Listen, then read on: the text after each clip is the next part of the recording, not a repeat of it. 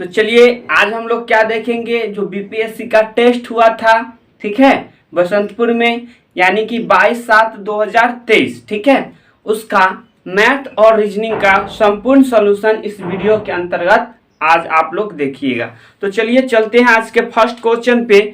तो जैसा क्वेश्चन को गौर से देखिए, यहाँ पे क्या कह रहा है। तो 5 मित्र है, LMNOP, ये क्या है, 5 मित्र है और प्रत्येक की ऊंचाई भिन्न है। प्रत्येक की ऊंचाई जो है क्या है, ये भिन्न है।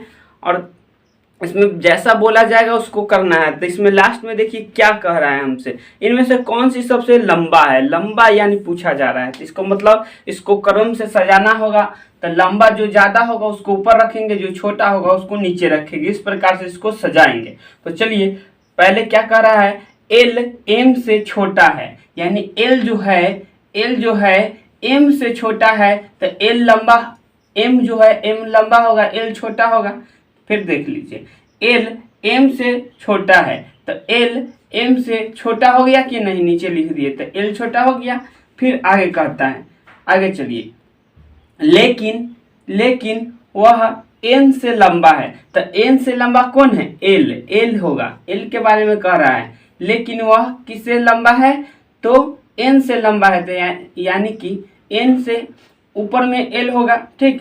फिर कहता है आगे कि ओ एन से छोटा है, यानी ओ जो है एन से भी छोटा है। तो छोटा है तो इसके नीचे आएगा, ठीक है, छोटा है तो नीचे आएगा। अगर लंबा रहता है इसी के ऊपर डालते। फिर आगे चलिए, फिर आगे क्या कहता है, पी ओ से लंबा है, यानी पी जो है ओ से लंबा है, यानी पी जो है ओ से लंबा है। तो हो सकता है यहाँ, हो सकता है यहाँ, हो सकता है यहाँ, हो सकता है यहाँ, हो सकता है। इसका भी जगह फिक्स नहीं है। तो यहाँ पे एक तरह से हम लिख सकते हैं, जो P है O से लंबा है, इस प्रकार लिख के रख सकते हैं साइड में। फिर आगे कहता है, उसके बाद M जो है P से लंबा है, M जो है P से क्या है, लंबा है। M जो है P से क्या है, लंबा है। तो चलिए अब M हो गया P से लंबा, तो इसका मतलब M ऊपर इसके P के ऊपर आ जाएगा। तो इसका मतलब समझ लीजिए, O यहाँ है तो हो सकता है कि P यहाँ पे भी हो सकता है और P यहाँ पे भी हो सकता है, ठीक है, क्योंकि और यहाँ पे भी हो सकता है, ठीक है। P के 3 जगह है, तो यहाँ कहीं पे भी हो सकता है।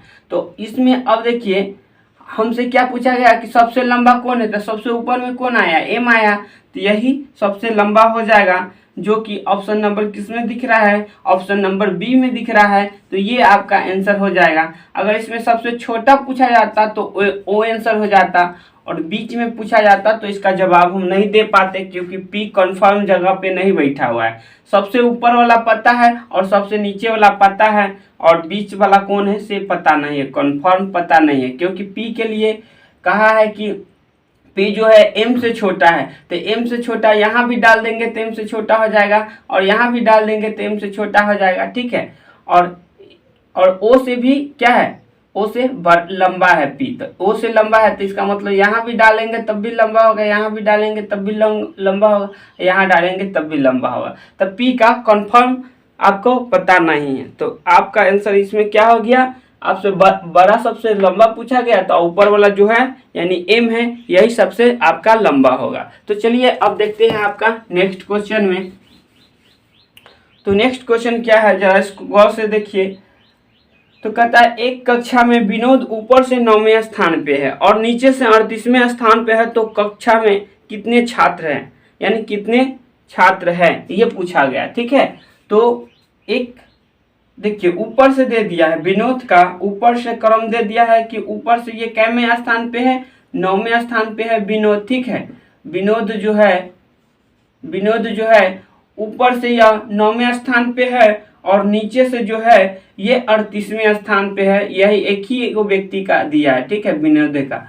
तो ये 9वें स्थान पे, इधर से 38वें स्थान पे, ठीक, 38वें स्थान पे है। तो कक्षा में कुल कितने छात्र हैं, तो जब भी एक ही वो व्यक्ति का दे देगा, इधर से भी यानी ऊपर से भी और नीचे से भी, ठीक है, ऊपर से भी और नीचे से भी दे देगा, तो आपको कुल अगर लाना रहेगा तो आपको क्या करना है इसमें कि अगर ऊपर से और नीचे से दिया है एक ही व्यक्ति का, तो दोनों को जोड़ के और एक घटा दीजिएगा तो आपका आंसर आ जाएगा। या फिर अगर एक ही व्यक्ति के राइट से भी पता हो जाए और एक ही व्यक्ति के लेफ्ट से भी पता हो जाए, इस प्रकार से इसको ऐसे भी सजा के कर सकते थे। इधर से मान लीजिए 9वें स्थान पे, इधर से 38वें स्थान पे, तो एक ही व्यक्ति के अगर राइट से भी दे दे और लेफ्ट से भी दे दे तो दोनों को जोड़ लेना है और एक माइनस कर लेना है। ठीक है, दोनों को जोड़ के एक घटा लेना है तो आपका आंसर आ जाएगा। तो चलिए ये दोनों जोड़िए तो ये होता है 9 8 17 यानी कि 47। 47 में से आपको एक माइनस करना है तो क्या होगा 46। तो टोटल पंक्ति में संख्या कितना होगा 46 गो स्टूडेंट होगा। ठीक है, यानी आपको करना है राइट प्लस लेफ्ट टोटल के लिए। ये किसके लिए टोटल के लिए राइट प्लस लेफ्ट और -1 ये हो जाएगा आपका टोटल। ठीक है, या फिर आप कह सकते हैं टॉप और बटन, टॉप प्लस बटन। ठीक है, तो बी से लिख देते हैं आपका, तो यानी टॉप प्लस बटन, यानी जो टॉप में ऊपर होगा और बटन मतलब नीचे होगा, उसको जोड़ के और माइनस क्या करना है एक करना है, तो ये आपको टोटल संख्या पता चल जाएगा। ठीक है, तो इस फॉर्मूला से आप बना लीजिएगा। और ये होता कैसे है से आपको बता दिए हैं कि कैसे हो जाता है, नेक्स्ट वाले वीडियो में हम बता दिए हैं। तो वीडियो सारा देखिएगा शुरू से, जो भी सॉल्यूशन डाला हुआ है वो आपके लिए बेहतर होगा। ठीक है, एक लाइन से अभी जितना 5-6 आपका डला चुका है सॉल्यूशन दिखिएगा तो वहां से बहुत सारा चीज आपको सीखने के मिलेगा। ठीक है, तो इसलिए सॉल्यूशन को आप जरूर से जरूर देखिएगा। ठीक है, तो चलिए अब देखते हैं आपका नेक्स्ट क्वेश्चन। तो नेक्स्ट क्वेश्चन में देखिए जरा सा इसको क्या कर रहा है कि लड़कों की एक पंक्ति में ए बाईं ओर से 15वें स्थान पे है। यानी कि लड़कों की एक पंक्ति में बाईं ओर से, तो बाईं ओर देखिए ये मेरा राइट साइड है तो राइट साइड से इधर मुझे आता, बाकी बाईं ओर यानी इस साइड से बाईं ओर से, यानी कि इस साइड से आपका बाईं ओर से, और ये जो है कैवें स्थान पे ये आपको दे दिया है। तो देखिए यहाँ पे कैवें स्थान पे है, तो कहता है कि ए बाईं ओर से 15वें स्थान पे, यानी ए जो है बाईं ओर से 15वें स्थान पे है। ठीक है, यानी इस साइड से है बाईं ओर से 15वें स्थान पे है। उसके बाद फिर कहता है बी दाईं ओर से चौथे स्थान पे है। तो बी दाईं ओर से चौथे स्थान पे है, तो हो सकता है यहाँ पे अब बी के बारे में बात किया है तो बी हो सकता है कि ये चौथे स्थान पे है, तो इसका मतलब हम कह सकते हैं कि ये चौथे स्थान पे है। तो यहाँ से दो कंडीशन बनता है, या हो सकता है कि ये इधर चल गया होगा। मान लीजिए जैसे कि मान लीजिए कि टोटल इसमें मान लीजिए 16 व्यक्ति था, तो यहाँ तक तो ये 15 पर आ ही गया, और मान लीजिए 16 को टोटल व्यक्ति था, तो ये हो सकता है कि आपका यहाँ तक 15 हो चुका है, यहाँ तक 15 हो चुका है। ठीक है, तो यहाँ तक मान लीजिए 15 हो चुका है, तो 16 को टोटल व्यक्ति था, तो एक व्यक्ति तो और आगे होगा। ठीक है, तब तो टोटल मिला के 16 हो गया, और इधर से दिया था ए का, ठीक है, और बी का इधर से दिया था। तो बताइए बी से अगर बी को इधर से अगर रहेगा तो 1 2 3 4 चौथे स्थान पे बी रहेगा, जो कि बी कहाँ चल जाएगा यहाँ पे चल जाएगा। तो ये कंडीशन देखिए, यहाँ पे दो कंडीशन बन सकता है, या तो बी यहाँ आ सकता है या इससे पहले भी हो सकता है। ठीक है, तो ऐसे यहाँ से दो कंडीशन बन सकता है। चलिए अब आगे देखिए आगे क्या कहा जा रहा है। तो ये भी कंडीशन बन सकता है, तो आगे पढ़ने पर पता चलेगा कि ये कंडीशन बनेगा या फिर ये कंडीशन बनेगा। तो चलिए आगे फिर पढ़ते हैं। फिर आगे कहता है कि ए तथा बी के मध्य में 3 लड़के हैं। तो देखिए इसके बीच में भी 3 लड़का हो सकता है और इसके बीच में भी 3 लड़का हो सकता है। क्यों बताते हैं, देखिए अगर मान लीजिए यहाँ पे ये ए जो था इधर से 15वें नंबर पे था। ठीक है, ए जो है यहाँ से 15वें नंबर पे था, ठीक, और इधर से जो था ये इसके बीच में 3 मध्य है, यानी कि 3 है। तो यहाँ से यदि हम लोग रखेंगे बी को, यहाँ से मान लीजिए कि 16वें नंबर पर कौन है, बी है। मान लीजिए 16वें नंबर पर ये इधर से हो गया और इधर से 16वें नंबर पे ले लेंगे, इधर से दोनों एक ही साइड से, तो ये हो जाएगा 16वें नंबर पे बी। तो अब यहाँ से ये दोनों के बीच में क्या गो आएगा, एको गो नहीं आएगा। ठीक है, एको गो व्यक्ति नहीं आएगा। ठीक, अब देखिए यहाँ पे तो एक भी व्यक्ति नहीं आएगा, क्योंकि 15 16 इसके बीच में एक व्यक्ति होगा ही नहीं, एको गो व्यक्ति। तो चलिए अब देखिए ये कंडीशन क्या होगा। अब मान लीजिए कि यहाँ पे आपका चौथे स्थान पे था ना, तो ये पहले स्थान इधर छोड़ देते हैं, ये दूसरे स्थान ले लेते हैं, राइट से ले लेते हैं, ठीक है, यानी कि राइट ओर से अब लेते हैं। तो ये मान लीजिए पहले स्थान जो कि 16 स्थान होगा इधर लास्ट से, उसके बाद ये इसको कहेंगे 16, ये 1 हो गया तो इसको 2 कहेंगे, फिर यहाँ 3 होगा, फिर यहाँ 4 होगा, ठीक है। तो यहाँ चौथे स्थान पे कौन था आपका, बी था, जो कि चौथे स्थान पर राइट से कर दिए बी को। तो देखिए इसके बीच में कितने व्यक्ति आया, 2 व्यक्ति आया। अगर इसे करते हैं तो 2 ही व्यक्ति आता है, तो ये कंडीशन नहीं बन पाएगा, क्योंकि यहाँ पे कहा है इसके बीच में 3 व्यक्ति है। तो 3 व्यक्ति लाने के लिए ये कंडीशन बनेगा ही नहीं, क्योंकि इसके बीच में 2 ही व्यक्ति हो सकता है, ठीक है। तो चलिए यहाँ पे ये कंडीशन बनेगा, तो इस पे हम बनाएंगे।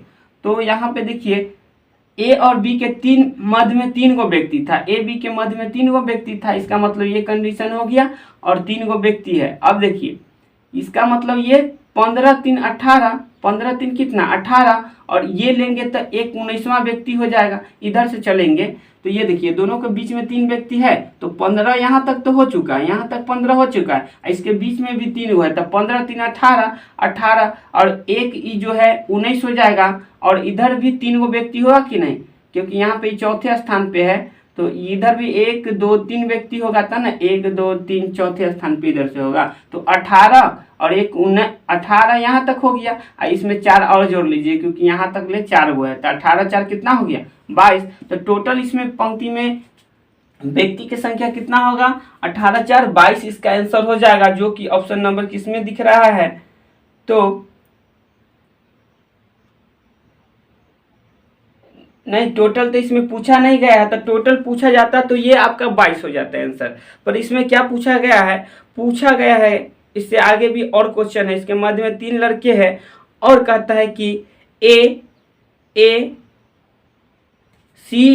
के एकदम बाईं ओर है, यानी कि सी जो है ए के एकदम बाईं ओर है, तो बाईं ओर मतलब इधर होगा, राइट साइड इधर रहता और बाईं ओर कहा तो इधर होगा, यानी कि सी एकदम बाईं, एक मतलब ये 15 पर है तो ये 14 पर कौन होगा आपका सी होगा, इस प्रकार से, ठीक, एकदम बाईं ओर है। तो दाईं ओर से सी का स्थान कहना है, तो दाईं ओर से सी का स्थान पूछा है, तो चलिए यहाँ से दाईं ओर से हमसे पूछा है सी का स्थान, तो यहाँ तक देखिए, यहाँ तक 4 व्यक्ति था और यहाँ तक 3 व्यक्ति और हो गया, तो 4 3 7 व्यक्ति हो गया, और यहाँ पे 8वां व्यक्ति कौन हो जाएगा, ए हो जाएगा, और 9वां व्यक्ति कौन हो जाएगा, सी हो जाएगा, क्योंकि यहाँ तक 4 व्यक्ति है और 3 व्यक्ति इसके बीच में था, तो 4 3 7 गो हो गया, और एक यहाँ पे ए है, तो 8वां व्यक्ति या 9वां व्यक्ति जो है सी है। यही पूछा गया था कि सी दाईं ओर से कितने स्थान पे है, तो सी दाईं ओर से आपका 9वें स्थान पे है, जो कि ऑप्शन नंबर इसका क्या हो जाएगा,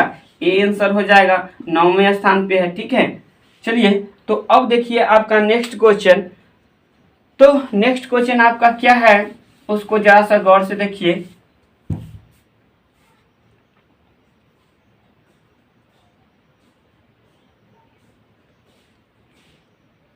तो देखिए 102 नंबर में आपका जो इससे पहले बताए थे उसमें 46 तो था ही नहीं, तो यानी उसका ऑप्शन नंबर ई हो गया था आंसर। और फर्स्ट वाले का आपको तो पता ही था कि एम था इसका आंसर, बताए थे। चलिए अब इसका हो गया ए। अब चलिए अब देखते हैं नेक्स्ट क्वेश्चन जो 104 नंबर क्वेश्चन है।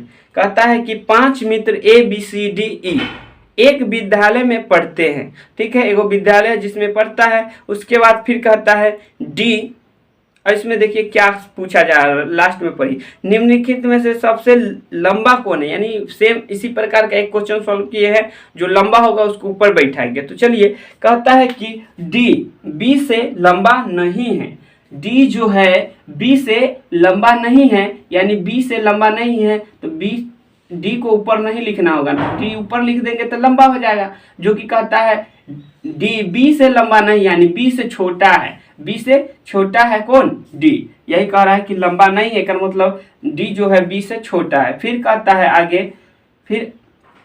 कहता है ए जो है ई से लंबा है, ए जो है ई से लंबा है, लेकिन डी जितना लंबा नहीं है, यानी ए ई से लंबा है, ठीक है, ई से लंबा है, बाकी डी जितना नहीं है। एक मतलब डी से कौन होगा, छोटा होगा ए, ठीक है, डी से छोटा होगा। क्वेश्चन को ध्यान से पढ़िए, क्योंकि यहाँ पे कहता है ए, यदि यहाँ से बिठाते ए जो है ई से लंबा है, ई से लंबा है तो ई छोटा हो जाएगा, इससे नीचे आ जाएगा, छोटा हो जाएगा। लेकिन डी जितना लंबा नहीं, यानी कि डी जितना लंबा नहीं है, ये किसके बारे में, ए के बारे में कह रहा है, तो ए छोटा पड़ जाएगा यहाँ पे इस प्रकार से। तो देखिए यही सेम पैटर्न यहाँ पे बैठा है, ठीक है। अब फिर आगे कहता है बी सी से लंबा है, बी जो है सी से लंबा है, बी जो है सी से लंबा है, तो हो सकता है सी यहाँ होगा, क्योंकि बी तो बी बड़ा हो जाएगा ना, क्योंकि यहाँ पे देखिए बी सी से लंबा है, यानी बी जो है सी से लंबा है, एक मतलब सी कहीं इसके नीचे आएगा तब तो बी लंबा होगा ना। तो इसका मतलब यहाँ पे कहीं पे ये स्थान पे कहीं पे बैठ सकता है, ठीक। तो ये आपका कंडीशन बनता है, सी यहाँ भी बैठ सकता है, यहाँ भी बैठ सकता है, यहाँ भी बैठ सकता है, जिस हिसाब से बोला गया। तो इसमें हमसे सबसे बड़ा पूछा गया था, तो सबसे ऊपर तो बी आ रहा है, तो इसका क्या आंसर हो जाएगा, बी, जो कि ऑप्शन नंबर ए में ही दिख रहा है। तो इसका आंसर क्या हो जाएगा, ए हो जाएगा, जो सबसे टॉप पे कौन है, सबसे टॉप पे ऊपर में बी दिख रहा है। तो ये इसका आंसर हो जाएगा। सबसे छोटा पूछा जाता तो इसमें हम तय नहीं कर पाते कि सबसे छोटा कौन है, क्योंकि जब तक और बी और ई का रिलेशन नहीं देता, या फिर ए और सी का रिलेशन नहीं देता कि कहाँ पर है, तब तक हम तय नहीं कर पाते कि यह सबसे छोटा इसमें कौन होगा। चलिए, तो इसमें इतना ही था क्वेश्चन। अब फिर देखिए आपका नेक्स्ट क्वेश्चन जो क्या कह रहा है उसको देखिए जरा सा। कहता है कि पांच मित्रों में से ए बी सी डी की तुलना में भारी है। अब देखिए क्वेश्चन शुरू से ही दिया हुआ है, 5 गो मित्र है, कहता है कि ए जो है बी और डी की तुलना में भारी है, यानी ए के बारे में चर्चा कर रहा है, भारी है। तो जितना भारी होगा उसको उसी प्रकार ऊपर में बैठाएंगे, ठीक है, जितना भारी होगा उसको ऊपर में बैठाएंगे। तो चलिए, सबसे पहले भारी कौन है, ए जो है सबसे भारी है, यानी कि कहता है सबसे भारी नहीं कहा है, कहता है कि बी और डी की तुलना में भारी है, यानी बी और डी की तुलना में क्या होगा, बी और डी की तुलना में आपका भारी होगा। यानी हो सकता है बी डी यहाँ पे भी हो सकता है और बी यहाँ पे भी हो सकता है, इसका निश्चित स्थान नहीं है। बाकी ये दोनों से ये तो फिक्स है कि ये ए है जो भारी है, तो भारी है तो इसको ऊपर बैठा देते हैं, ठीक है। अब देखिए फिर आगे क्या कहा जा रहा है, इसका निश्चित अभी स्थान नहीं है, आगे कहीं मिल जाए तो मिल जाए। चलिए, अब यहाँ पे फिर आगे कहता है सी जो है डी की तुलना में हल्का है, यानी सी जो है डी की तुलना में हल्का है, तो डी की तुलना में क्या है, हल्का कौन है, सी। तो सी छोटा हल्का है तो इसको नीचे बैठा देते हैं, और डी की तुलना में हल्का है तो डी से ये नीचे आ जाएगा, ठीक है। फिर आगे कहा जा रहा है बी डी की तुलना में हल्का है। अब कह रहा है कि बी जो है डी की तुलना में हल्का है, बी जो है डी की तुलना में हल्का है, तो डी से ये छोटा हो जाएगा। इसका मतलब यह कंडीशन बैठ रहा है, ये वाला कंडीशन आपका, ये वाला कंडीशन बैठ रहा है, यानी डी जो होगा ऊपर होगा, बी होगा जो नीचे हो जाएगा। तो चलिए इसको कंडीशन को, ये वाला कंडीशन घेर दीजिए, क्योंकि ये कंडीशन फ्लो कर रहा है, क्योंकि यहाँ पे देखिए कह रहा है कि बी जो है डी की तुलना में हल्का है, बी जो है डी की तुलना में हल्का है, तो डी भारी होगा, तो डी के ऊपर बैठाएंगे और बी नीचे आएगा। तो इसका मतलब ये वाला काम कर रहा है, तो इसका मतलब अब फिक्स हो गया कि ये डी जो होगा ऊपर होगा और बी जो होगा यहाँ पे होगा, इस प्रकार से। और ए ऊपर, इससे ऊपर था तो इससे ऊपर बैठा दिए। अब यहाँ से एक क्लू हमको मिला था, यहाँ से कह रहा था कि डी से छोटा कौन है, आपका सी है, तो हो सकता है सी यहाँ भी हो सकता है, सी यहाँ भी हो सकता है, क्योंकि ये कंफर्म नहीं है। बाकी डी से छोटा है तो ये दोनों के नीचे ही आ सकता है, डी से नीचे आएगा। चलिए फिर आगे क्या कहा जा रहा है, लेकिन ई जो है डी की तुलना में हल्का है, लेकिन ई से भारी है, लेकिन ई से भारी है सी, लेकिन ई से भारी है सी। तो ई से भारी है का मतलब ई जो होगा सबसे नीचे होगा, तब ना ई से भारी होगा सी, तो ई से भारी होगा सी, तो इसका मतलब सी ऊपर होगा कहीं पे, तो ये दो स्थान में से कहीं पे हो सकता है। तो चलिए, अब हमसे इसमें पूछा गया था इनमें से सबसे भारी कौन है, तो सबसे भारी आपका ए आंसर हो जाएगा, जो कि ए ऑप्शन नंबर सी में दिख रहा है, तो इसका आंसर क्या हो जाएगा? सी हो जाएगा। सबसे भारी यहाँ पे ऊपर में कौन दिख रहा है? ए हो जाएगा। और सबसे छोटा पूछा जाता तो आपका ई हो जाता, क्योंकि ई कंफर्म से पता चल गया कि इन सबसे नीचे होगा, ठीक है, क्योंकि इसका सी के तुलना कर दिया है। सी से क्या है? यह सी से छोटा है। तो अगर कंफर्म भी, ये भी नहीं हो सकता कंफर्म, क्योंकि यहाँ पे देखिए, अगर सी मान लीजिए बाय द वे यहाँ पे रहता तो जस्ट इसके नीचे ई हो सकता था, यानी ई इसके जस्ट नीचे हो जाता तो बी सबसे नीचे आ जाता। तो आप कंफर्म रूप से ये भी नहीं कह सकते हैं कि सबसे छोटा इसमें कौन है। तो चलिए अब देखते हैं आपका नेक्स्ट क्वेश्चन। नेक्स्ट क्वेश्चन में कह रहा है कि 6 व्यक्ति में से प्रत्येक एक अलग फिल्म देख रहा था, ठीक है, सब एक अलग फिल्म देख रहा था, ठीक है। उसके बाद कहता है ए जो है डी से पहले देख रहा था, यानी ए जो है डी से पहले, तो डी से पहले ए को बैठा दिए, चाहे आप इस प्रकार भी बैठा सकते हैं। डी जो है किसके बारे में? ए जो है डी से पहले ए जो है डी से पहले, ठीक है, डी से पहले हो गया। इधर से अगर तुलना करते हैं, इधर से हम तुलना करते हैं तो देखिए, इधर से सोचिए, तो सबसे पहले यहाँ पे इसको इधर से लीजिएगा तो ये देखिए पहले, उसके बाद ये बाद में, फिर उसके बाद जैसे 1 2 लिखिए ना, 1 2 3 4 5, तो ये पहले आ गया, ये बाद, उसके बाद इस प्रकार से। तो ऐसी प्रकार से हम बैठाएंगे, जो पहले देखेगा उसको इस साइड बैठाएंगे, जो बाद देखेगा उसको इस साइड बैठाएंगे, ठीक है। तो यहाँ पे कह रहा है कि ए जो है डी से पहले, तो डी से पहले बैठा दिए ए को, ठीक है, पहले, लेकिन एफ के बाद, यानी ए के बारे में बात कर रहा है, जो एफ से बाद, तो एफ इससे पहले जरूर होगा, एफ से बाद, यानी ए के बारे में यहाँ पे कहता था कि ए डी से पहले, तो डी से पहले बैठा दिए। बाकी यहाँ पे कह रहा है लेकिन एफ के बाद, तो एफ के बाद हो गया कि नहीं ए, ठीक, ए के बारे में तुलना कर रहा था, जैसा बोला गया उसको इस प्रकार बैठा लिए। फिर आगे देखिए क्या कह रहा है ई बी से पहले, ई जो है बी से पहले लेकिन डी के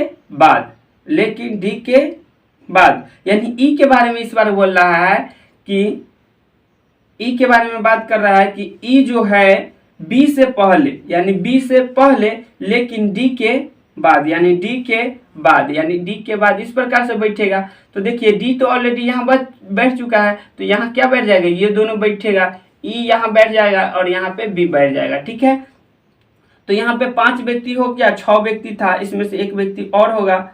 अब उसके बाद आगे देखिए क्या कर रहा है, एफ सी के बाद लेकिन ए से पहले, यानी यहाँ पे कह रहा है एफ सी के बाद, यानी सी पहले होगा, सी क्या होगा? पहले होगा। एफ जो है सी के बाद, यानी सी के बाद हो गया, देखिए सी के बाद एफ हो गया, ठीक है, सी के बाद हो गया। और कहता है लेकिन ए से पहले, तो ए से पहले हो गया, देखिए ए से पहले ये एफ हो गया, यहाँ से पहले देखिए ये पहले है और यहाँ से ये सी के बाद है एफ।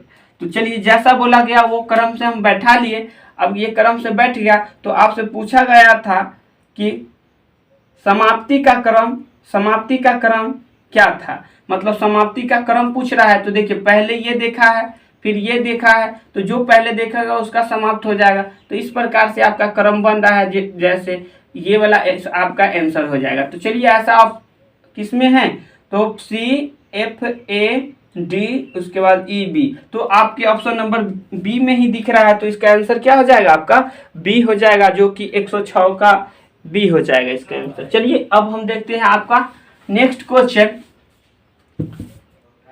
तो नेक्स्ट क्वेश्चन को जरा सा देखिए, कह रहा है कि एक पंक्ति में पूर्व की ओर उन्मुख उसका मुख जो है किस साइड है? पूरब के साइड है, सबका मुंह पूरब के साइड है। और कहता है कि किरण दाएं ओर से, अच्छा यहाँ पे दिशा दे दिया, पूरब की ओर मुंह, पश्चिम की ओर मुंह, उसे आपको घबराना नहीं है। आप किधर भी साइड बनाइएगा तो आपका वही होगा। आप उत्तर को पूरब भी कह सकते हैं, कोई दिक्कत नहीं है। ऊपर उत्तर है तो मान लीजिए सबको यहाँ से उधर मुँह सब देख रहा है, उसका सबका मुँह किस साइड है, पूरब के साइड है, जो कि इसको हम पूरब कह सकते हैं, कोई दिक्कत नहीं है। मैप फिर चेंज कर लेंगे अपना, ठीक है। तो हम अपने अकॉर्डिंग कर लिए, क्योंकि मेरा दाएं ई है और बाएं ई है, तो आप इस प्रकार भी कर सकते हैं, कोई दिक्कत गलत नहीं होगा। तो चलिए, तो ये पूरब की ओर कर दिए सबका मुंह। ऐसे तो बनाते तो इधर से हो जाता, बाकी उस साइड फिर हमको इस साइड ऐसे करके देखना पड़ता, इसीलिए हम क्या किए, इस साइड सबको मुंह पूरब के साइड कर दिए इस प्रकार। अब जैसा बोला जाएगा वैसा करेंगे, ठीक है।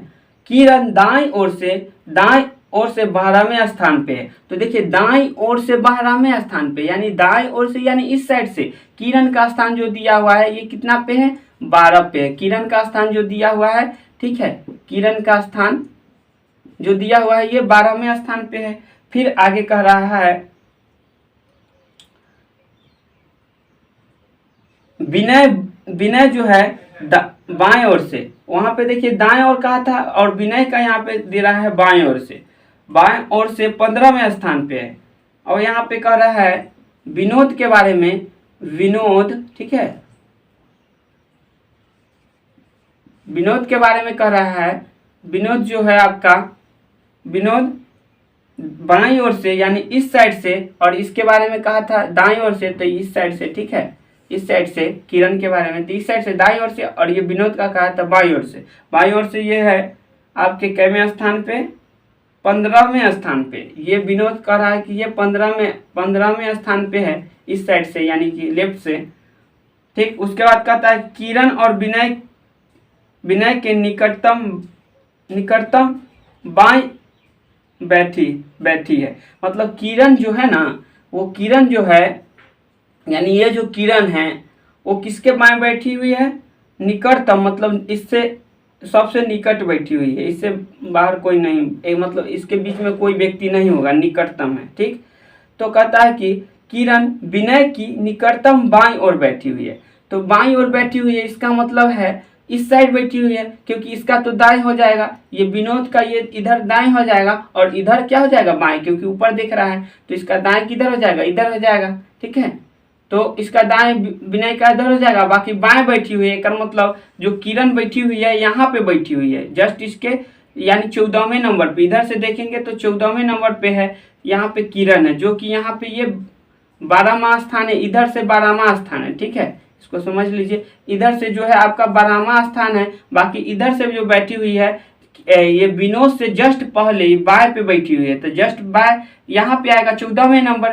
तो ये 14वें नंबर जो कि इधर से 12 नंबर है, इधर से क्या है 12 नंबर है। तो देखिए एक व्यक्ति यहाँ पे क्या हो गया, यहाँ पे 15वां व्यक्ति, तो इसका मतलब यहाँ पे ये 12 नंबर पे थे, का मतलब ये 11 नंबर पे होगा। इस साइड से लीजिएगा तो इस साइड से, क्योंकि यहाँ पे जस्ट इसको हम फिर से एक लाइन में बना के बता देते, जैसे एक ये लाइन बना दिए, ठीक है। तो यहाँ पे ये था आपका विनोद 15वें स्थान पे, तो जस्ट इसके पहले जो कह रहा है कि यहाँ पे यानी लेफ्ट साइड में जो है ये आपका किरण है, तो यहाँ पे विनोद था, ठीक है, यहाँ पे विनोद था, तो यहाँ पे क्या है, यहाँ पे आपका किरण है। तो ये इधर से ये तो 14वें स्थान पे हो जाएगा ना, ये तो 14वें स्थान पे किरण हो जाएगी, और इधर से जो है किरण का स्थान दिया है कि ये 12वें स्थान पे है, तो इसका मतलब 11वें स्थान पे कौन हो जाएगा आपका, ये विनोद हो जाएगा। तो देखिए 11 से इनने कै गो और व्यक्ति बैठल होगा, 10 गो बैठल होगा, तो 10 गो है, तो यहाँ तक देखिए टोटल इस साइड से लीजिएगा, इस साइड से लीजिएगा तो यहाँ तक 15 गो, यानी विनोद तक कै गो 15 गो, और 10 गो इससे इधर और होगा, क्योंकि यहाँ देखिए ये 11वें स्थान पे है, तो 10 गो व्यक्ति इधर और होगा, तो 10 व्यक्ति इधर लिख दीजिए। इसका मतलब 15 व्यक्ति और 10 व्यक्ति, टोटल कितना व्यक्ति हो जाएगा, 25 व्यक्ति। तो इसमें पूछा गया था कि टोटल पंक्ति में कितने व्यक्ति बैठे हुए हैं, तो इसका आंसर क्या हो जाएगा आपका 25 हो जाएगा, ठीक है, क्योंकि 15 प्लस 10 क्या हो जाएगा 25। तो ऑप्शन नंबर बी में है, तो इसका आंसर क्या हो जाएगा, बी हो जाएगा। चलिए अब देखते हैं आपका नेक्स्ट क्वेश्चन।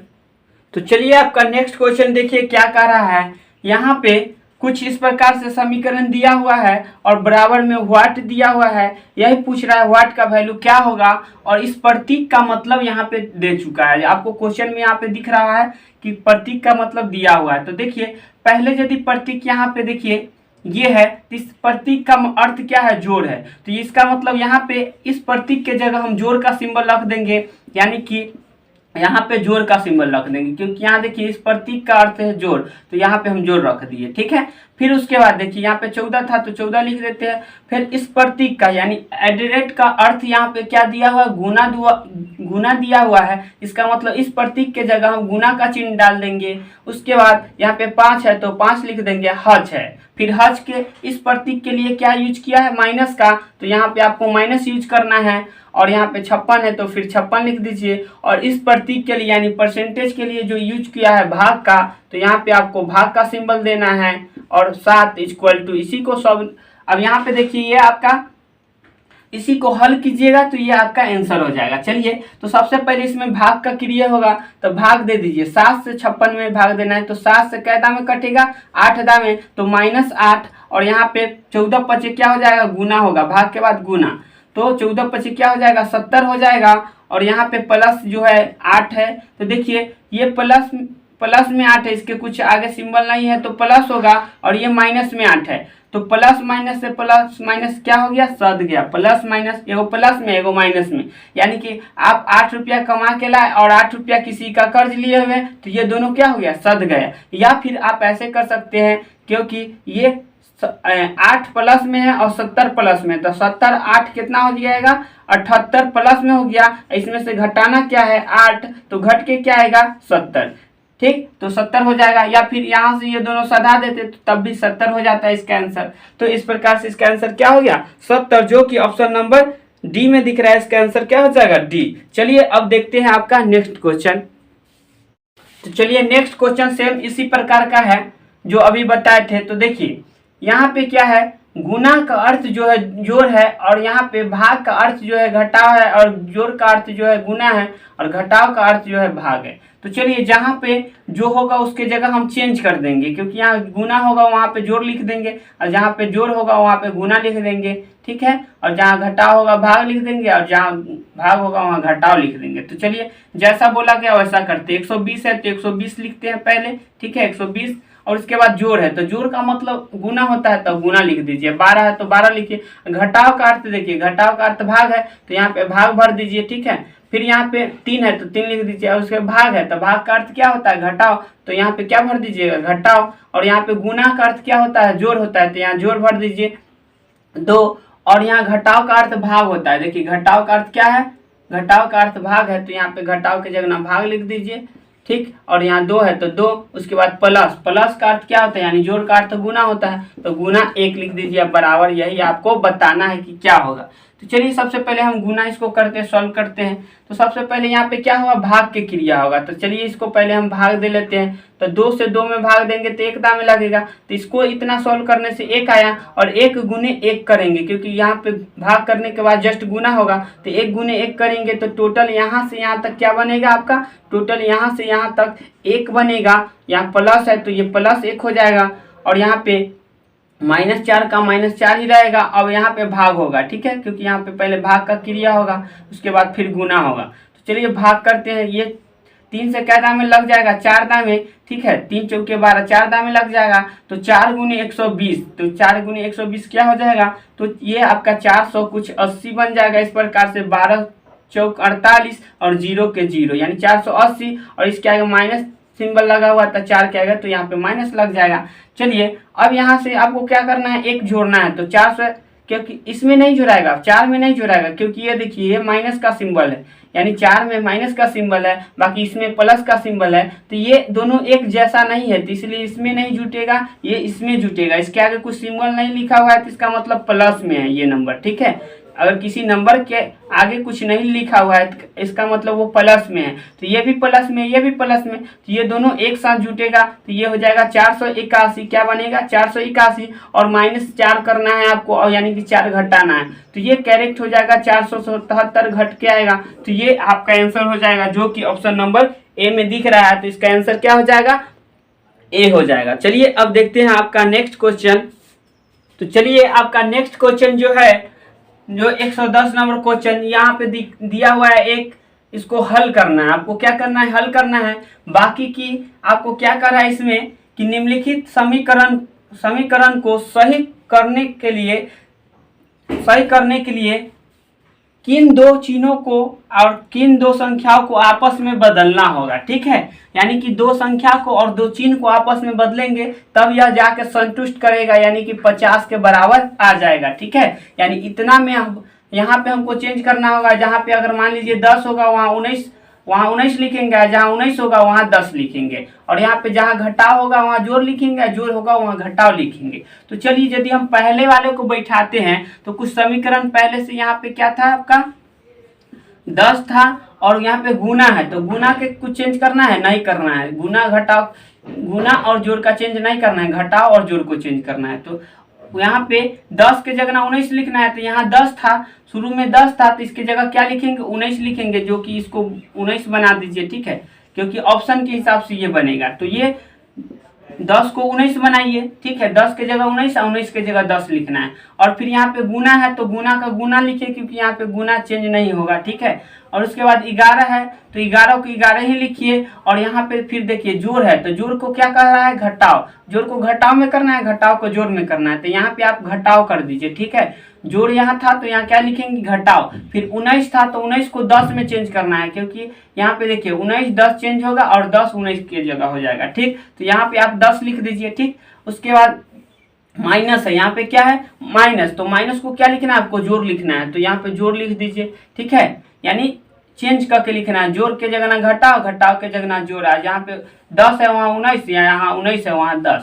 ठीक, और उसके बाद 323 लिखा है तो 323, और यहाँ पे भाग को कुछ करना ही नहीं, क्योंकि यहाँ पे भाग को कुछ दिया ही नहीं करने के लिए। तो चलिए यहाँ पे अब 3 है, इसके 50 के बराबर आता है कि नहीं, चलिए अब देखते हैं। तो यदि इसको हम सॉल्व करेंगे तो ये 11 गुने 9 करेंगे, तो उससे पहले यहाँ से चेक कीजिए, क्योंकि यहाँ पे भाग है। तो चलिए पहले भाग करते हैं। तो देखिए 3 से 3 एकम 3 कट जाएगा, उसके बाद 2 में भाग नहीं लगेगा तो 23 हो जाएगा। तो अब 23 में भाग लगेगा 3 से, 3 के पारा में 23 आता ही नहीं है। तो सबसे पहले ये फ्रैक्शन में हो गया, यानी दशमलव में कुछ आएगा इसका आंसर। तो यहाँ पे दशमलव में कहीं यहाँ बराबर की साइड है ये नहीं है, तो पहला ऑप्शन आपको गलत हो जाएगा। इसको सॉल्व करके भी दिखा देते हैं। चलिए सॉल्व करेंगे तो 11 गुने 19 कीजिएगा, तो 11 गुने 19 कीजिएगा तो ये आपका क्या हो जाएगा 199। ठीक है, 199।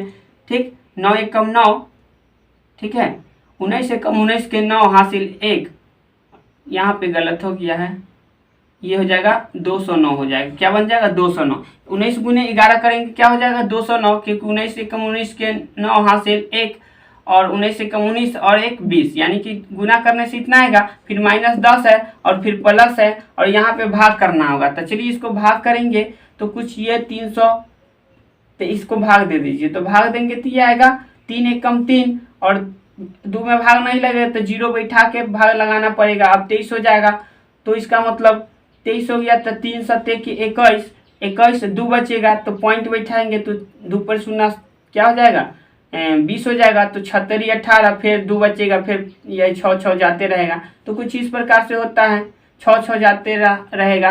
जैसे कि आप इस प्रकार से आप भाग दे लीजिएगा ना, तो आपको आ जाएगा 3 से भाग दीजिएगा तो क्या आएगा 107.66 आएगा। ठीक है, तो चलिए इस प्रकार से आया। बराबर 50 के बराबर होता है कि नहीं से देखते हैं। तो चलिए यहाँ पे ये तो जोड़ में है, ये दोनों जोड़ में है, तो ये दोनों को जोड़ देंगे, ये घटाव है तो ये सिर्फ घटेगा। तो यहाँ पे देखिए ये 209 और ये 107, यानी कि जोड़ेंगे तो 316 हो जाएगा, 316.6। इसमें से 10 घटाएंगे तो 106.6 होगा, सॉरी हाँ 306.6 होगा। तो 306 यहाँ तो बराबर की साइड है नहीं, तो ये आपका क्या होगा गलत हो जाएगा। पहला ऑप्शन क्या हो जाएगा गलत हो जाएगा। चलिए अब यहीं से ऐसे भी दशमलव वाला इधर आंसर था ही नहीं, तो आपको जाना ही नहीं है, क्योंकि यहाँ पे भाग लगेगा ही नहीं, इसमें भाग लगेगा ही नहीं 3 से, जो कि यहाँ पे पॉइंट में नहीं है, यानी पूर्णांक में नंबर है, तो आपको पूर्णांक में ही वाला देखना है। तो पहला ऑप्शन तो ऐसे ही आपका गलत हो गया, पहला ऑप्शन गलत हो गया। अब दूसरे ऑप्शन पे विचार करेंगे। तो देखिए दूसरा ऑप्शन में कह रहा है 3 के जगह 19, 19 के जगह 3 लिखना है, घटाव के जगह गुना, गुना के जगह घटाव। तो 10 को कुछ चेंज नहीं करना है, तो 10 को 10 लिखिए, और गुना के जगह घटाव लिखना है, तो घटाव कर दीजिए, यहाँ गुना है। ठीक है, गुना के जगह घटाओ, क्योंकि यहाँ देखिए गुना के जगह घटाओ, घटाओ के जगह गुना। और 11 है तो 11 को चेंज भी नहीं करना है, देख लीजिए, तो 11 की 11 लिख दीजिए। उसके बाद फिर प्लस है तो प्लस की जहाँ कुछ करना ही नहीं तो प्लस के प्लस लिख दीजिए। और 19 को 3 में चेंज करना है, क्योंकि यहाँ 19 है तो 19 को 3 लिख दीजिए, ठीक है। फिर उसके बाद माइनस है तो माइनस को यहाँ पे गुना में चेंज करना है, क्योंकि यहाँ देखिए माइनस को गुना में दूसरे ऑप्शन भर रहे हैं, तो ये हो गया। और 200 क्या है, 323 है तो 300 यहाँ पे 23 लिख दीजिए। उसके बाद भाग है तो भाग को कुछ करना ही नहीं है, तो इसको ऐसे ही रहने दीजिए।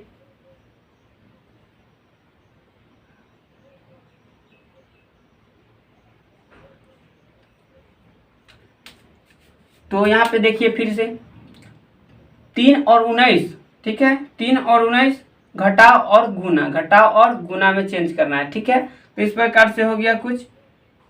अब देखिए घटाओ के जगह तो गुना के जगह क्या कर देना था आपको, घटाओ तो कर दिए, ठीक है। फिर आगे यहाँ पे 11 की 11 ही रहेगा, क्योंकि यहाँ पे चेंज नहीं करना है। उसके बाद देखिए यहाँ पे प्लस था तो प्लस के प्लस ही रहेगा, और यहाँ पे 19 के जगह 3 कर देना, तो यहाँ 3 हो गया, ठीक है। और भागा तो भागा है तो भागा का कुछ करना ही नहीं है चेंज, और यहाँ पे 3 है तो 3 को क्या करना है, 19 करना होगा, क्योंकि 19 के जगह पे 3 लिखे हैं तो 3 के जगह क्या लिखना होगा, 19 लिखना होगा, ठीक है। इस प्रकार से कुछ। अब क्या करेंगे, बराबर 50 है तो 50 लिख दीजिए। अब देखिए ये दोनों को सॉल्व करने के बाद दोनों बराबर होता है कि नहीं, अगर बराबर हो गया तो मेरा आंसर वही हो जाएगा, नहीं होगा तो मेरा आंसर वो नहीं होगा। तो चलिए सबसे पहले 19 से भाग दीजिए, तो 19 से कम 19 बचेगा क्या, 13 बचेगा, तो 13 पर 3 उतरेगा 133, तो 19 सत्ते 133, यानी 19 सत्ते 133, यानी कि 17 दामे लगा, यानी 17 गुने 3, तो 17 तिहाई के 51, और प्लस है, और यहाँ पे 11 ये माइनस में है, और प्लस 10 है, और बराबर इधर 50 के बराबर होता है कि नहीं वही चेक करते हैं। तो चलिए अब यहाँ पे आपको जोड़ना है, ये क्या हो जाएगा, 10 प्लस में है और 11 माइनस में है, और ये प्लस में है, तो प्लस प्लस एक साथ जुड़ेगा तो 51 10 61 हो जाएगा, और घटाना क्या है 11, तो घट के क्या आएगा 50, घट के क्या आएगा इधर 50, इधर भी हो गया 50, तो ये 50 के बराबर 50 कौन दे रहा है, ऑप्शन नंबर बी, तो इसका आंसर क्या हो जाएगा, बी इसका आंसर हो जाएगा। चलिए अब आपका देखते हैं नेक्स्ट क्वेश्चन।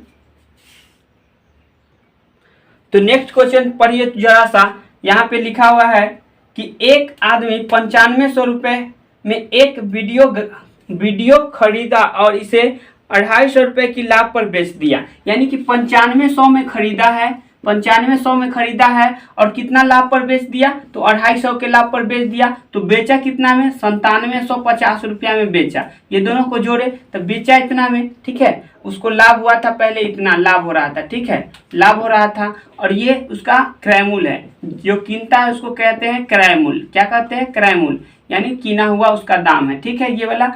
तो ये बेचा तो इसको कहेंगे विक्रय मूल्य, यानी एसपी भी कह सकते हैं, यानी विक्रय मूल्य भी आप कह सकते हैं, विक्रय मूल्य। एसपी मतलब हुआ सेल प्राइस, क्या हुआ सेल प्राइस, और क्रय मूल्य का मतलब होता है कॉस्ट प्राइस, सीपी भी लिख सकते हैं। प्रॉफिट को, ये प्रॉफिट मतलब लाभ होता है, पी भी शॉर्ट में लिख सकते हैं, ठीक है।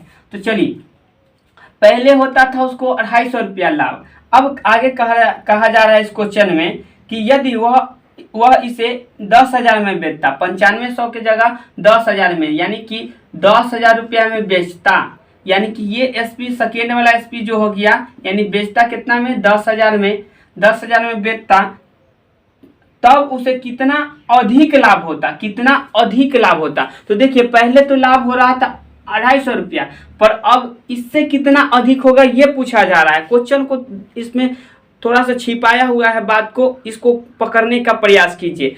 जैसे कि तब उसे कितना अधिक लाभ अर्जित होता, मतलब पहले जो प्राप्त हो रहा था ना, अगर अब उसको 10,000 में बेचता है तो उससे कितना अधिक और लाभ मिलेगा, यही आपसे पूछा जा रहा है। तो देखिए 10,000 में मतलब बेचता, और यह पहले बेच रहा था 9750 रुपया में, 9750 रुपया में, तो यह हो गया, ठीक है। तो यहाँ पे हम कर देते हैं, यहाँ पे कर देते 10,000 और माइनस 9750 रुपया में बेचता था, तो ये हो गया आपका, इसको लिख देते हैं, ये क्या आएगा, विक्रय मूल्य माइनस क्रय मूल्य, क्योंकि इतना में बेच रहा है तो ये आपका एसपी हो जाएगा।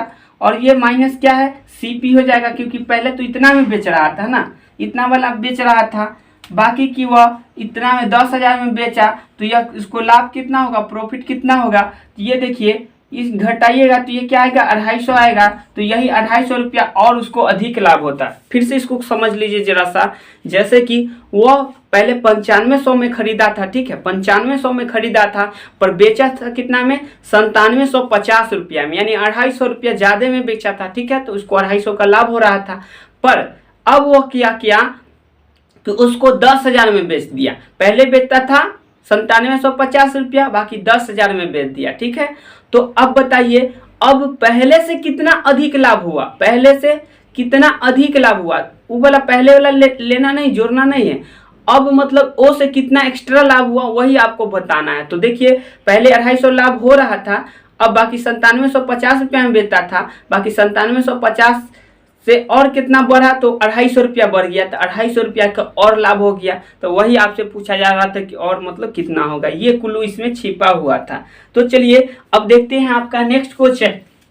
नेक्स्ट क्वेश्चन जरा सा इसको गौर से पढ़िए क्वेश्चन को। तो यहाँ पे लिखा हुआ है, एक व्यक्ति 1500 रुपये में एक वस्तु खरीदा और 12% के लाभ पर बेच दिया, तो वस्तु का विक्रय मूल्य क्या है। तो देखिए 1500, देखिए कैसे में खरीदा, 1500 में खरीदा, 1500 में खरीदा और 12% पर लाभ पर बेच दिया। तो यानी कि कोई भी चीज होता है 100%, कोई भी चीज होता है 100%, तो ये 100% क्या हो गया, सीपी हो गया, यानी क्रय मूल्य हो गया, ठीक है, ये क्या हो गया, क्रय मूल्य हो गया। आपको समझाने के लिए इतना लिख रहे हैं, ठीक है, बाकी की ये बहुत शॉर्ट में हो जाएगा। पर यहाँ पे इसको क्या हुआ, लाभ हो गया। लाभ कै रुपया हुआ, तो 12% लाभ हुआ, क्योंकि यहाँ पे क्वेश्चन में देखिए करा है कि 12% लाभ पर बेचा, 12% लाभ पर बेचा।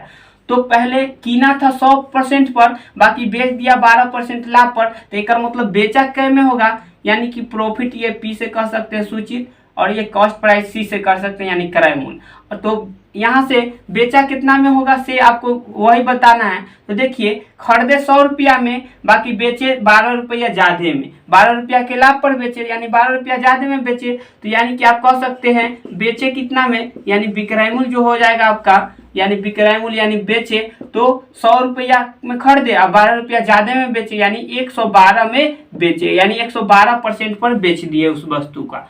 तो देखिए यानी कि खरीदे थे 1500 में, खरीदे थे 1500 में और इसका 112% पर बेच दिए, तो इसका 112% निकाल दीजिए। 112% है तो परसेंट के लिए क्या निकालिएगा, बट्टा 100।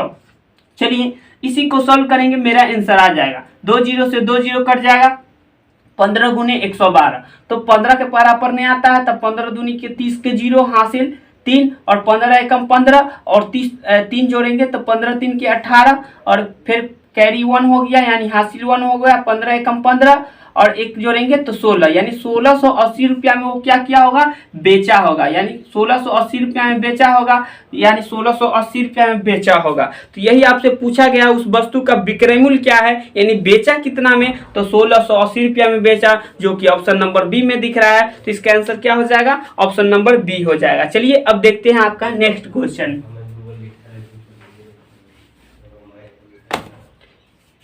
चलिए अब फिर आगे क्वेश्चन कर रहा है कि एक वस्तु को 40% और 30% के क्रमिक छूटों पर तथा 45 और 20% की क्रमिक छूटों के बीच का अंतर जो है 24 रुपया है, तब उस वस्तु का अंकित मूल्य क्या है।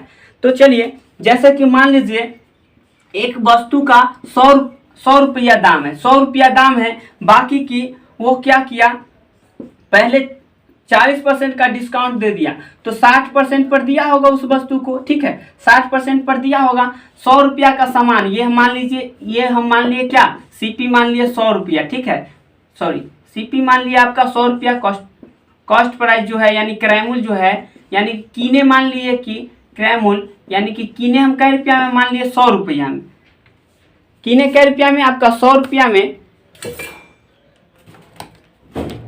तो कीने आपका 100 रुपया में, यहाँ पे 100 रुपया में खरीदे, ठीक है, 100 रुपया में खरीदे, तो अब उसको 40% छूट देंगे तो कै रुपया में देंगे, 60 रुपया में देंगे, यानी 100 का सामान 40 रुपया कम में देंगे। 40% का मतलब 40 रुपया कम में देंगे, तो इसका मतलब 60 रुपया में बेचेंगे, यानी 60% पर बेचेंगे। तो 60/100% के लिए बट्टा यहाँ 100 लिखेंगे, ठीक। फिर उसके बाद कहता है कि उस पर 30% की छूट फेर दिया, यानी 30% का छूट दिया, तो इसका मतलब 100 रुपया का सामान और 30 रुपया छूट दिया, यानी कि 70 रुपया में दिया होगा, तो 70/100। चलिए इसको सॉल्व कीजिए तो क्या आएगा, ये से ये कट जाएगा, तो ये क्या बचेगा, 2 जीरो से 2 जीरो कट जाएगा, यानी 42 रुपया, यानी 42 रुपया में, ठीक है। यहाँ पे 42 आ गया, ठीक है, क्या आ गया, 42 रुपया, यानी कि इस प्रकार से 42 रुपया में मिला, ठीक।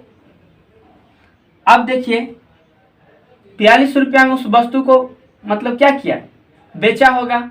अब फिर आगे वही 100 रुपया का सामान, और इस पे क्या % छूट देता है आपका, 45% छूट देता है। तो 45 बट्टा क्या 55, क्योंकि 45% छूट दे दिया, तब कै रुपया में दिया होगा उसको, 55 रुपया में। 100 रुपया का सामान और 45 रुपया छूट दे दिया, तब 55%, तो 55/100 कर दीजिए, फिर गुना। फिर कहता है कि 20% का छूट दिया, तो 20% का छूट दिया मतलब 80 रुपया में दिया होगा। 100 का सामान 20 रुपया छूट दे दिया, तो 80 रुपया में दिया होगा, यानी 80/100 कर दीजिए। चलिए अब यहाँ से 100 से 100 कट जाएगा, और यहाँ 1 जीरो से 1 जीरो कट जाएगा, और यह 4 से कटेगा 2 दामे, 2 से कटेगा या 4 दामे, ये 2 से कटेगा 5 दामे, ये 5 से कटेगा 11 दामे, तो 11 गुने 4, तो ये 11 चौक 44, 11 चौक 44%, ठीक है, 44%, और यहाँ पे 42%, ठीक।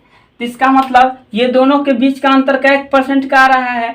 तो ये देखिए 44% और 42%, तो 44% और माइनस 42% इक्वल टू आपका 2% होगा, बराबर 2%। यही 2% का वैल्यू जो दिया हुआ है आपको रुपया में, कितना दिया हुआ है आपको, 24 रुपया दिया हुआ है। तो 1% का वैल्यू यहाँ से लाइएगा तो 12 रुपया आ जाएगा। 1% का वैल्यू जो आएगा 12 रुपया हो जाएगा। तो कोई भी चीज, अभी हम 100 रुपया माने थे ना, सीपी क्या माने थे, 100 रुपया, यानी 100% माने थे सीपी, ठीक है। 100 रुपया यानी 100% माने थे सीपी, यानी 100% बराबर कितना होगा, तो एक वस्तु का दाम, यानी एक वस्तु का दाम मान लीजिए 12 रुपया, तो 100 वस्तु का दाम क्या रुपया होगा, 1200 रुपया होगा, ठीक है। तो यहाँ 100% का वैल्यू निकाल देते हैं, तो 100 गुने क्या कर देंगे 12, 100 गुने क्या कर देंगे 12, क्योंकि 1% का वैल्यू पता है 12 रुपया, तो 100% का वैल्यू क्या होगा 100 गुने 12, यानी कि 1200 रुपया उसका क्या हो जाएगा, क्रयमूल्य हो जाएगा। तो 1200 रुपया ऑप्शन सी में दिख रहा है, तो इसका आंसर क्या हो जाएगा आपका सी हो जाएगा, ठीक है।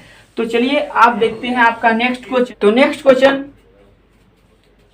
कह रहा है कि एक व्यक्ति ने अपने पुराने लैपटॉप को 4800 रुपये में बेचने का योजना बनाता है और उसे 20% का नुकसान होता है। इसका मतलब 4800 रुपये में बेचता है तो उसको कितना 20% का नुकसान होता है। सोचा कि हम 4800 रुपये में बेच देते हैं। पहले उसके पुराने लैपटॉप था उस व्यक्ति के पास, सोचा कि हम 4800 रुपये में बेच देते हैं। बाकी फिर वो अनुमान लगाया कि हम खरीदे थे इतना रुपया में, तो हम इतना में बेचेंगे तो हमको 20% की हानि हो जाएगी, ठीक है।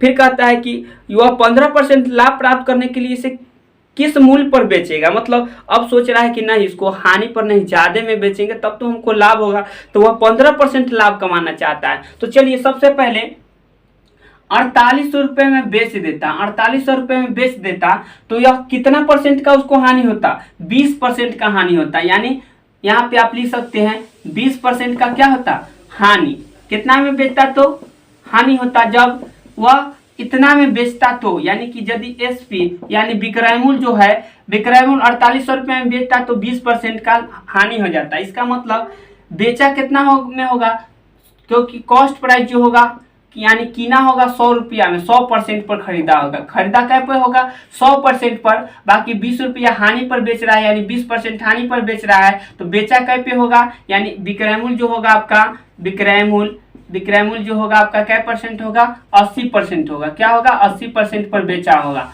ठीक है। जो कि 80% पर बेचा है, जो कि 4800 रुपया में बेचा है। तो आप जैसे कि 48% का जो वैल्यू था ना आपको, 4800 रुपया जो था ना, ये कितना, देखिए फिर से इसको समझ लीजिए जरा सा क्वेश्चन को।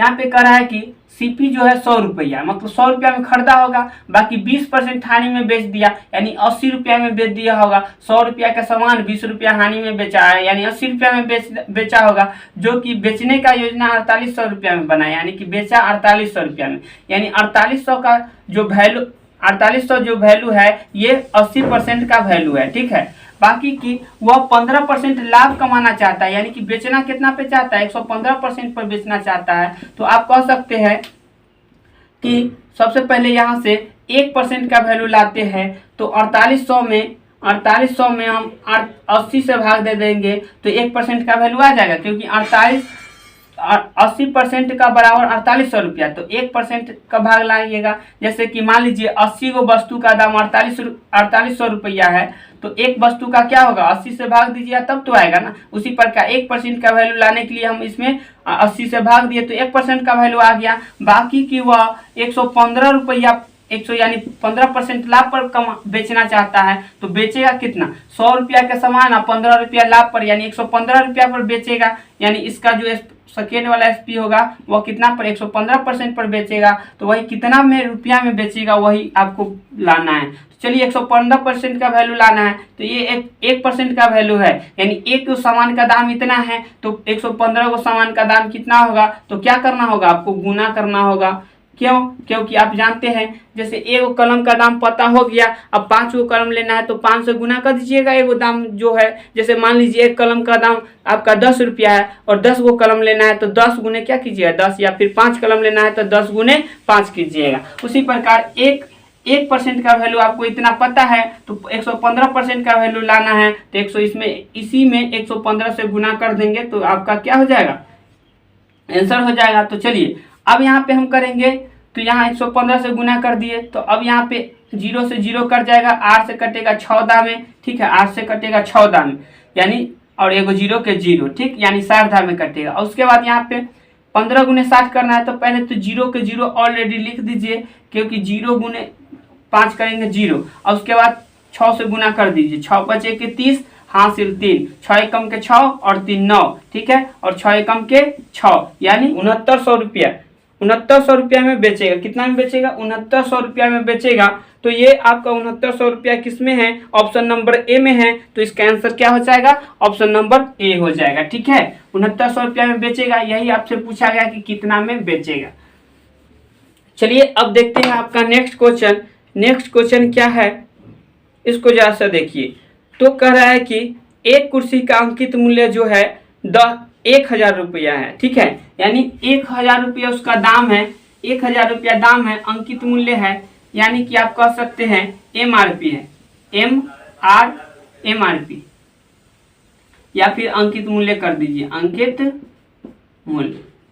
अंकित मूल्य है जो कितना है 1000 रुपया है, और कहता है कि वह 1200 रुपये में बेच दिया, यानी कि दाम है 1000, दाम है 1000, यानी कि और उसको बेच दिया कितना में, 1200 में बेच दिया, यानी विक्रय मूल्य जो हो गया इसका, विक्रय मूल्य जो हो गया कितना हो गया, 1200 रुपया हो गया, 1200 रुपया हो गया। तो देखिए 1000 का सामान बेच रहा है 1200 में, तो कितना का लाभ हो रहा है, तो 200 रुपया का लाभ हो रहा है, 200 रुपया का क्या हो रहा है, लाभ हो रहा है, क्या हो रहा है, 200 रुपया का लाभ हो रहा है। तो 200 रुपया का लाभ हुआ, तो आपको बताना है कि अब कितना परसेंट का, मतलब कुर्सी पर कितना प्रतिशत वृद्धि हो गई, मतलब यह दाम पहले से इतना रुपया था, यानी कि दाम इतना रुपया था और 1200 रुपया अचानक से बढ़ा दिया, किसी वजह से दाम को इतना रुपया ने बेचा इतना रुपया में, तो अब वह कितना परसेंट बढ़ गया यही बताना है आपको। यानी कि आप कह सकते हैं कि बढ़ा क्या रुपया, 200 रुपया, तो कितना में बढ़ा, 1000 में बढ़ा, तो 1000 में लिख दीजिए 200 रुपया बढ़ा, तो 200 रुपया, और क्या परसेंट निकालना है तो गुना कर दीजिए 100, तो ये 2 जीरो से 2 जीरो कट जाएगा, 1 जीरो से 1 जीरो कट जाएगा, यानी कि 20% का क्या हो गया, वृद्धि हो गया, यानी 20% का क्या हो गया, वृद्धि हो गया। चलिए फिर इस प्रकार आप क्या कीजिएगा, दोनों को घटा लीजिए और घटा के आपको 1000 पे निकाल दीजिए, क्योंकि 1000 से वृद्धि हुआ है इसलिए 1000 पर तुलना होगा। चलिए अब आपका देखते हैं नेक्स्ट क्वेश्चन। 20% के यहाँ वृद्धि हो गया, जो कि आपके ऑप्शन नंबर किस में दिख रहा था, तो 20% आपके ऑप्शन नंबर किसी में नहीं दिख रहा तो इसका आंसर क्या हो जाता है, उपयुक्त में से कोई नहीं, यानी ऑप्शन नंबर ई हो जाएगा 115 का। ठीक है, तो चलिए अब देखते हैं आपका नेक्स्ट क्वेश्चन। नेक्स्ट क्वेश्चन है 500 रुपए की 500 रुपए की राशि कितने प्रतिशत ब्याज की दर से 5 वर्ष में 600 रुपए हो जाएगी। हो जाएगी मतलब मिश्रधन। देखिए मिश्रधन, इसको बढ़िया से समझ लीजिए। ऐसे मैं इसका ऑलरेडी वीडियो साधारण ब्याज का पूरा डाले हुए हैं, उसको देखिएगा तो वहां से बहुत बेहतर से समझ में आएगा। तो चलिए यहाँ से फिर से समझाने का प्रयास करते हैं। कहता है कि एक कुर्सी का अंकित मूल्य ये तो हो गया है, 500 रुपए की राशि कितने प्रतिशत से, यानी कि आपका 500 रुपया जो है, 500 रुपया है, ये आपका मूलधन है। क्या है, मूलधन है, मूलधन है। 500 रुपया हो गया मूलधन।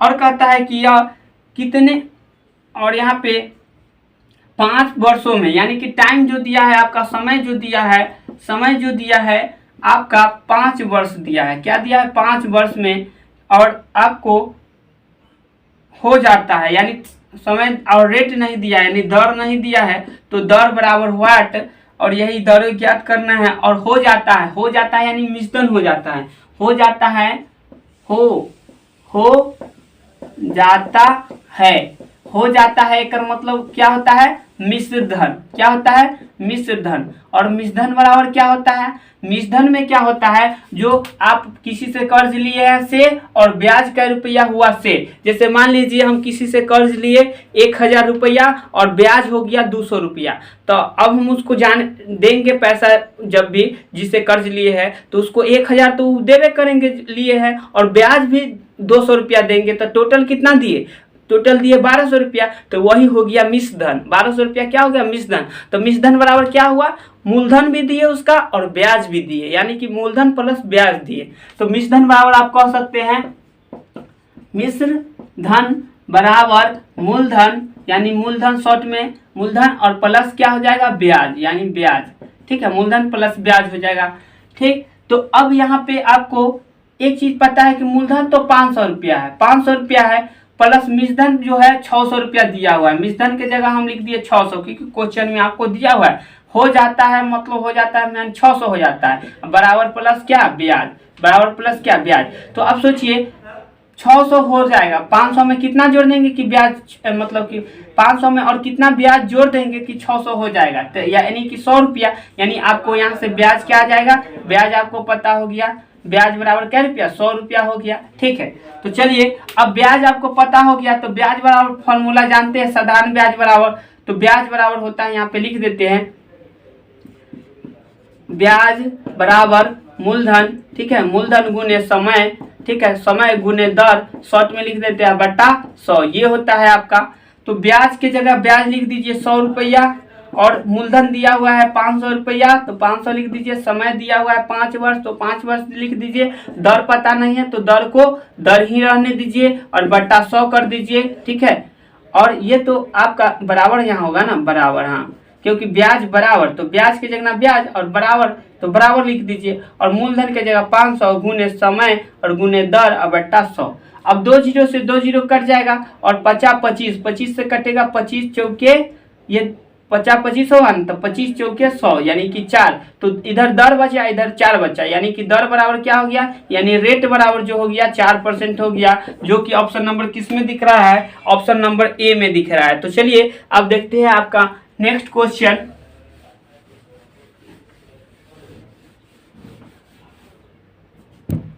बस ये समझाने के लिए इतना लिखना पड़ता है ना, तो ये शॉर्ट में एक लाइन में बन जाता है। ठीक है, तो चलिए ये कहता है कि नीना ने देखा कि एक निश्चित मूलधन 4 वर्षों में 20% वार्षिक साधारण ब्याज की दर से 36,000 हो जाता है, तो मूलधन ज्ञात कीजिए। ठीक है, मूलधन ज्ञात कीजिए। अच्छा बताइए,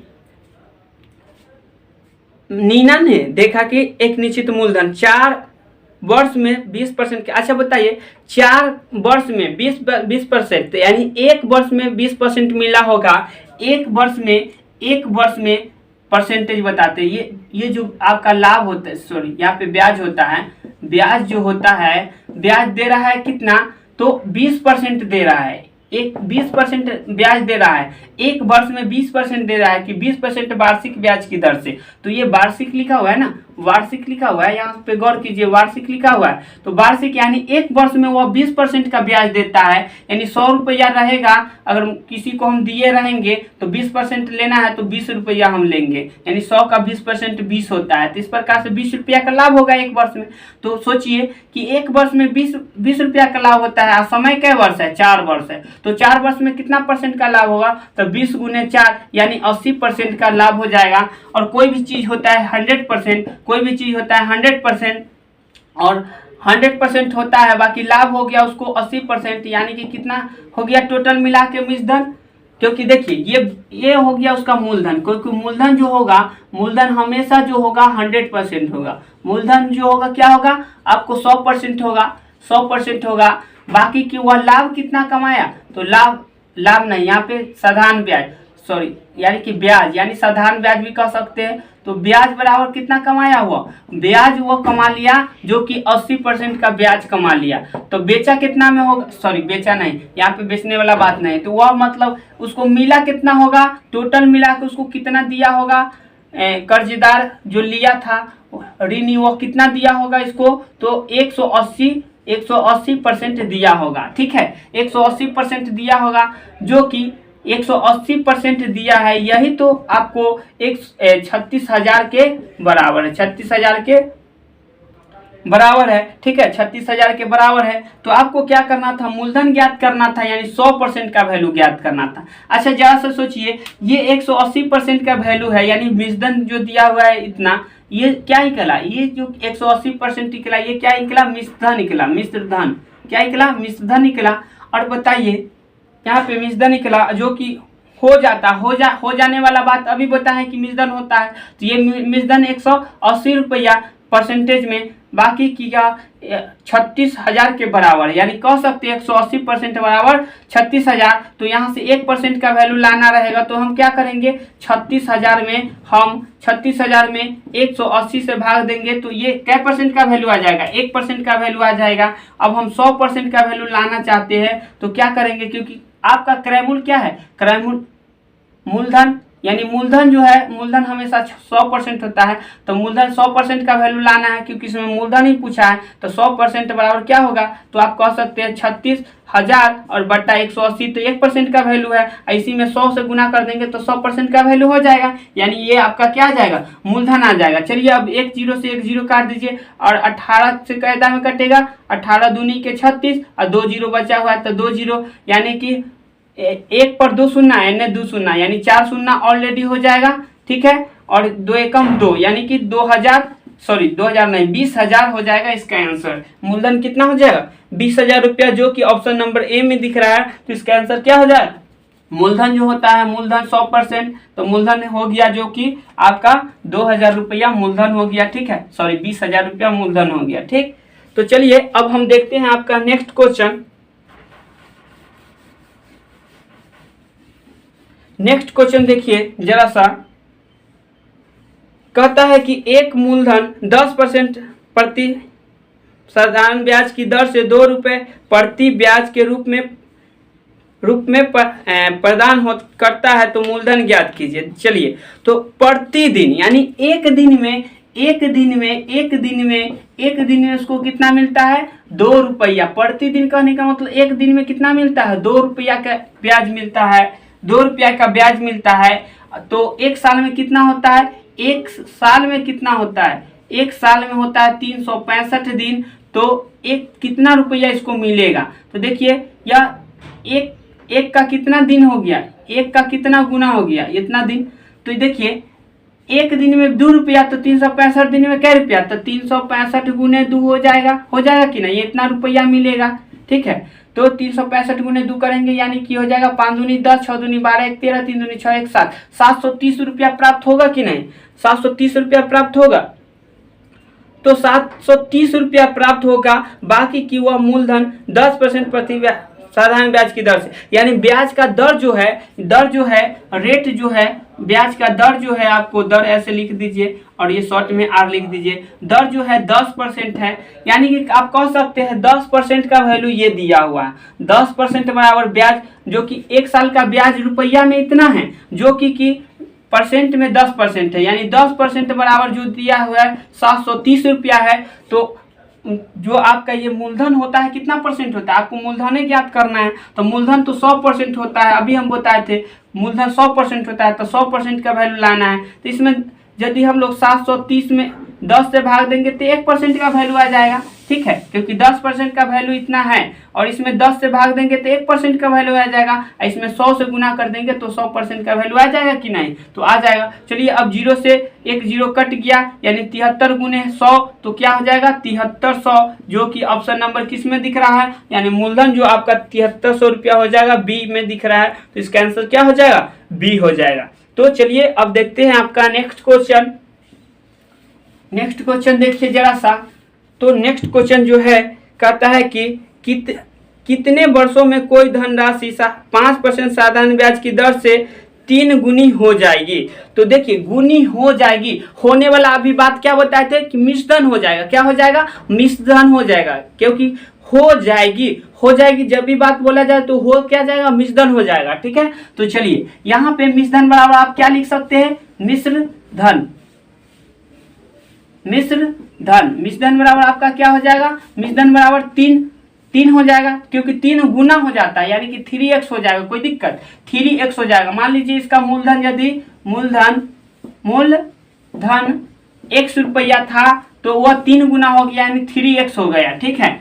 मूलधन x था तो वह 3x हो गया।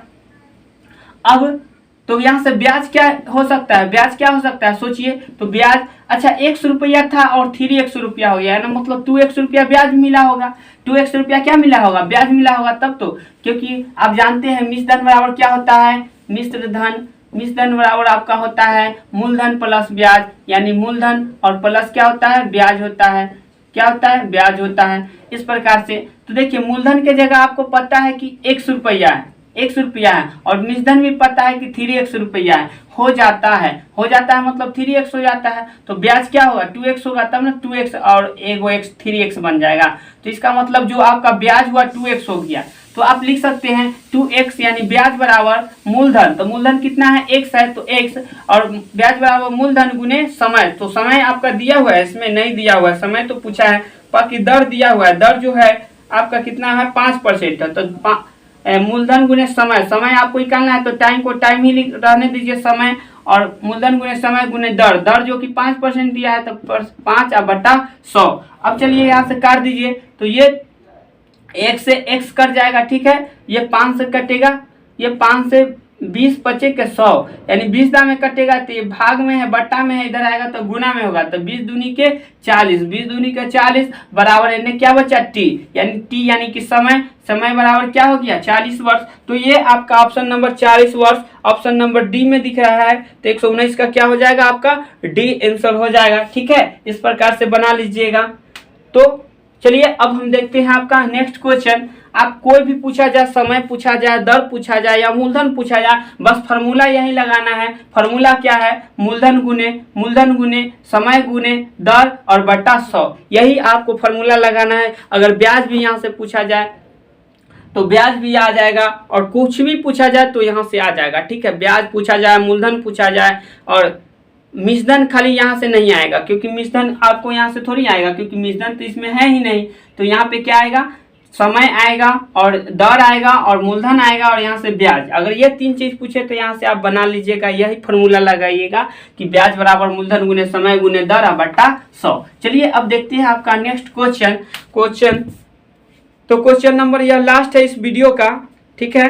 कह रहा है कि साधारण ब्याज पर एक धनराशि 4 वर्ष में 850 रुपये और 3 वर्ष में 800 रुपये। अच्छा 3 वर्ष में देखिए, 3 वर्ष में यह कितना था, 3 वर्ष में 800 रुपया था, ठीक है। 3 वर्ष में 800 रुपया और 4 वर्ष में कितना होता है, 4 वर्ष में 850 रुपया होता है, यही है ना, 4 वर्ष में 850 रुपया। तो अच्छा बताइए कि यह तो हो जाता है तो मिश्रधन है, ये क्या है, मिश्रधन है, ये क्या है, मिश्रधन है, ये भी मिश्रधन है, और ये भी क्या है, मिश्रधन है, ये भी क्या है, मिश्रधन। क्योंकि 3 वर्ष में हो जाता है कितना रुपया, 800 रुपया, और 4 वर्ष में क्या हो जाता है 850 रुपया हो जाता है। तो ये ये दोनों को आपस में घटाएंगे तो घट के क्या आएगा, 1 वर्ष का मिश्रधन आएगा। मिश्रधन मतलब मिश्रधन नहीं आएगा, ये दोनों घटाइएगा तो क्या आएगा, 1 वर्ष का ब्याज आएगा, क्योंकि 1 वर्ष है तो यहाँ से ब्याज आएगा। ये दोनों को आपस में घटाइएगा तो ब्याज आएगा। क्या प्राप्त होगा, आपको ब्याज प्राप्त होगा।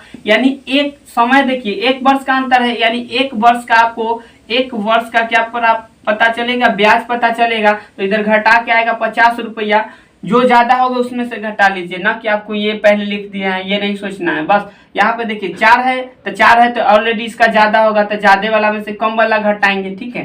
तो घट के आएगा तब ना 1 वर्ष, और यहाँ घट के आएगा 50 रुपया, ठीक है, 50 रुपया, जो कि ये रुपया में दिया हुआ था, तो इतना रुपया हो जाएगा, ठीक है।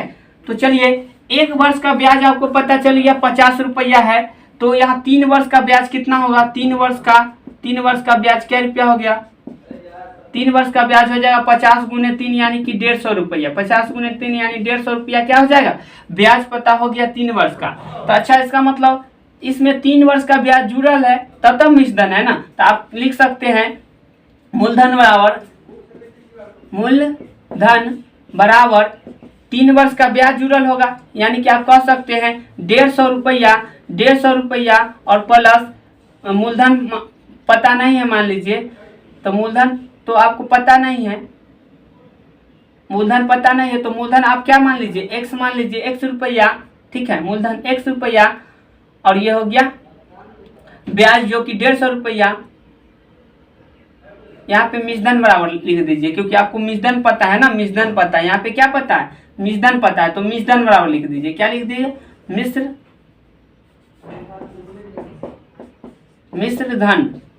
बराबर आप लिख दीजिए, क्या, मिश्रधन बराबर लिख दीजिए मूलधन प्लस ब्याज,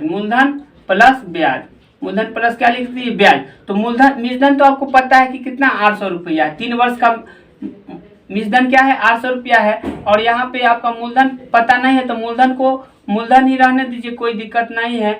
अब प्लस में ब्याज है, तो ब्याज तो आपको पता है कि ब्याज क्या रुपया होगा, 3 वर्ष का, तो 150 रुपया होगा, तो 150 रुपया लिख दीजिए। तो यहाँ से ये 150 प्लस में इधर आएगा तो माइनस में, तो घट के क्या आएगा 650 बराबर ये क्या हो जाएगा, मूलधन। तो मूलधन आपसे पूछा गया, तो मूलधन कितना हो जाएगा, मूलधन जो कि आपका 650 रुपया हो जाएगा, ठीक है। तो यही आपसे पूछा गया कि मूलधन कितना होगा, तो 650, जो कि ऑप्शन नंबर ए में दिख रहा है, तो इसका आंसर क्या हो जाएगा, ए हो जाएगा। इस प्रकार से आपका आज का सेशन समाप्त होता है, और वीडियो अच्छा लगे तो ज़्यादा से ज़्यादा शेयर कीजिए, लाइक कीजिए, क्योंकि यहाँ पे देखिए वीडियो बनाने में काफ़ी समय लगता है। आपको बता दें कि हम जितना समय में वीडियो यहाँ पे बनाते हैं, उसके बाद एडिटिंग करने में उससे दुगना समय हमको लगता है। तो सोचिए इतना समय अब खुद भी पढ़ना होता है, आपके लिए इतना मेहनत करते हैं, तो आप लोग का भी फर्ज बनता है ताकि वीडियो आप लोग देखें और ज़्यादा से ज़्यादा शेयर करें और चैनल को सब्सक्राइब करें, क्योंकि देखिए इतना मेहनत करते हैं आप लोग के लिए, तो आप लोग का भी कर्तव्य बनता है,